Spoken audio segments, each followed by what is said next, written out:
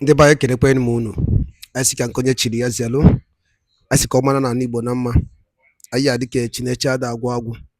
Otu anyị kwuru ya, otu akwa ya dịrị. Ise, ise, ise. Anyị dịka o si dị ụbọchị uhuruchi nketa anyị wetara nnukwu ozi. Biko geenụ ntị.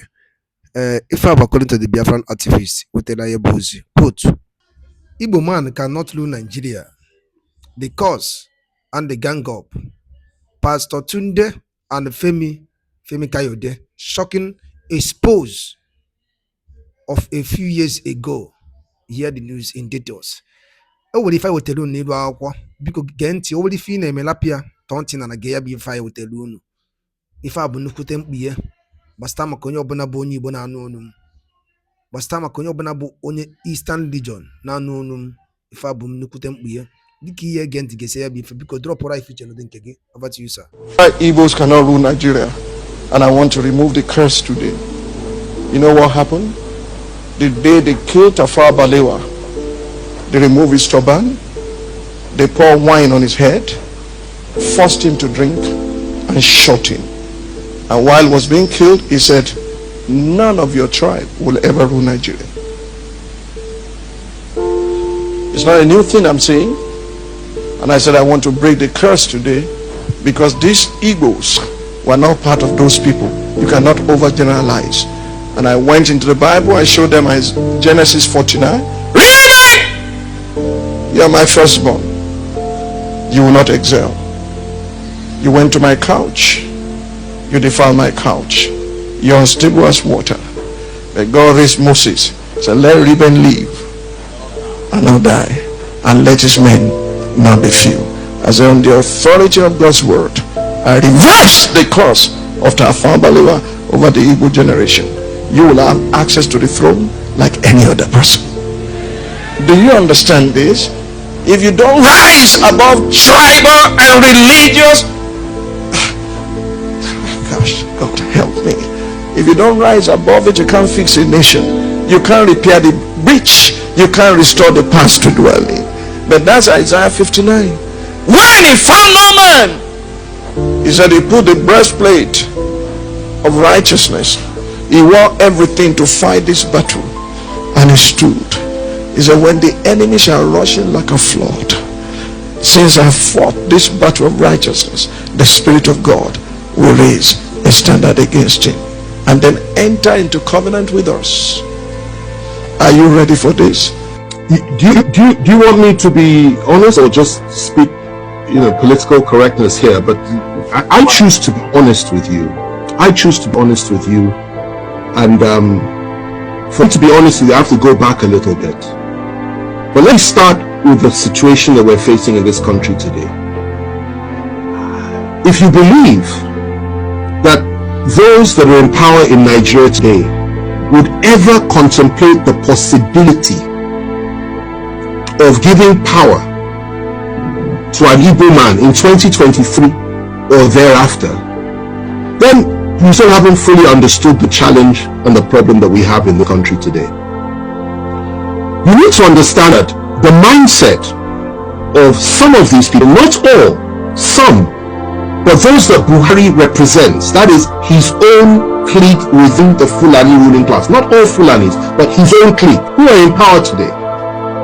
Their mindset is that the most dangerous people in this country and the people that they must suppress more than any other are the people of the Southeast.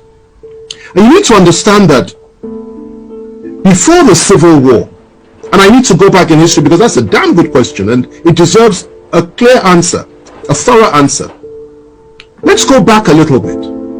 Before the Civil War, these same people, he, for example, was active then. And you need to remember the role that they played on the night of July 29th, 1966, when the Northern Officers counter coup took place. And 300 Igbo officers were killed in one night, including an Igbo head of state. He was involved.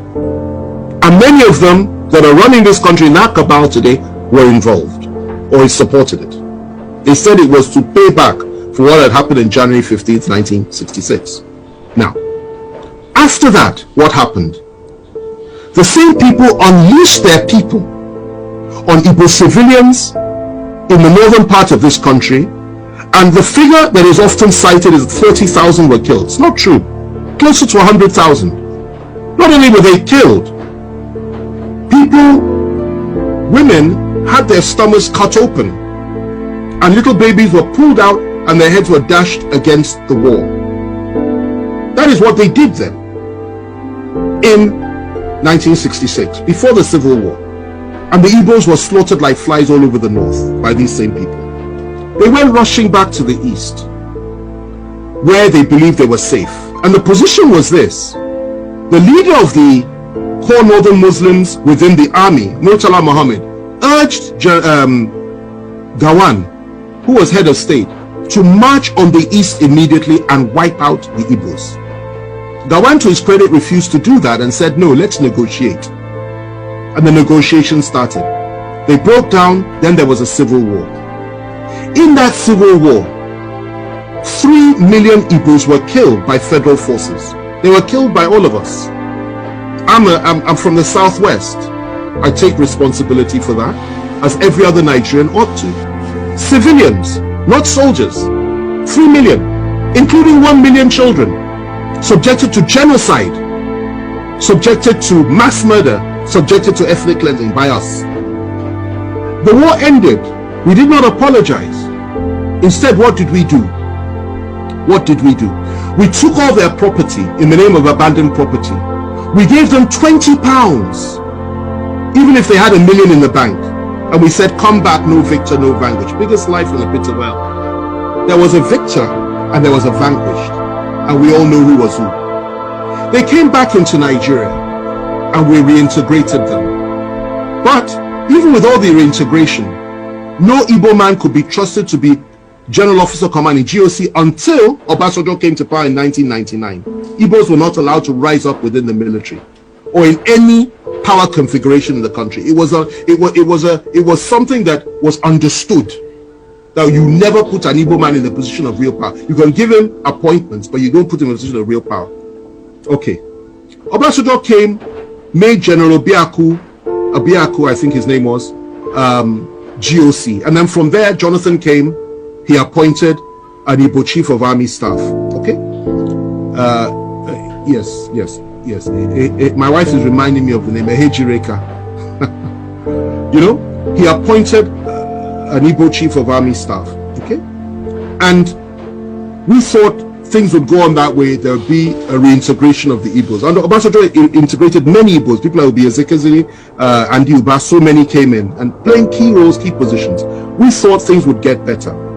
And unfortunately for us though, in 2015 everything changed, because Nigerians elected, in quotation marks, a man that had, again I say it again, a different worldview, and went back to the pre-1966 disposition and mentality of things. And that position was that Igbos cannot be trusted, Igbos have no rights, Igbos are members of the, he called them 5%, I believe, that didn't vote for him. And his mindset was he will teach Igbos the lesson of their lives. And he has done precisely that. If the killings had stopped then, I would have said, okay, fine. Everything we said is history. But sadly, it didn't stop. Igbo youths, IPOB youths, Igbo nationalists have been killed under this government.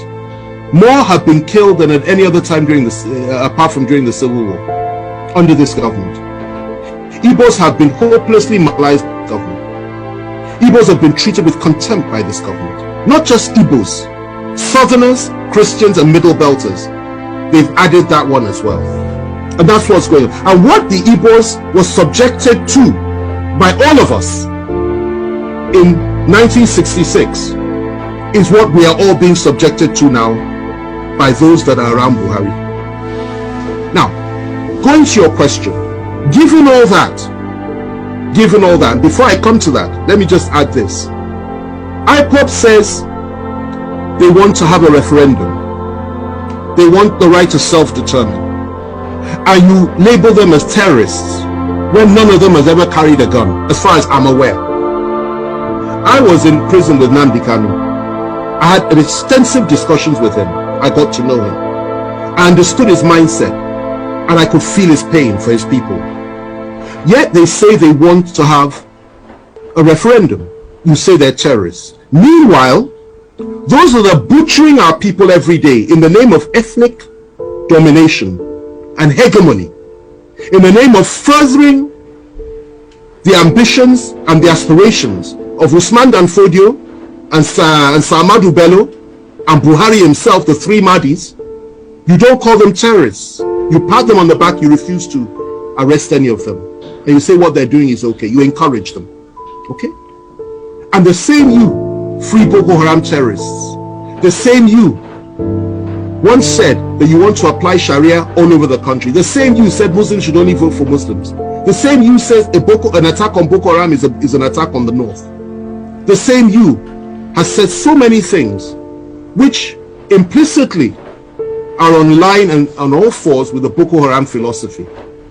These are the people that have been ruling us for 5 years. And the same you has empowered the Fulani to a point that they have everything now. And you really believe that those people in 2023 will sit down and say that they will allow a situation to arise whereby the one they hate the most can possibly take power in this country? They will not allow that to happen. Now, if you ask me what I think that would be the way forward as an individual. That if you really want to appease the Southeast, indeed the people of the South, why on earth not? Why shouldn't we have that? But the reality is that those that control the levers of power are diametrically opposed to that philosophy. They don't pretend not to be. They will never deny it. And they're not even hiding it. So they won't allow that to happen. What they will tell you at the very best is possibly will give vice presidency to the Southeast. And in a situation like that, if they did that, and the northern president came to power, and something happened to him, I assure you they will never let an Igbo man take power. It's their mindset. Even the one that's there now, the Yoruba man that's there as VP. If anything happens to Buhari, I doubt very much they'll let him take power. The position that they have adopted is that power must remain in the north, in perpetuity for as long as possible.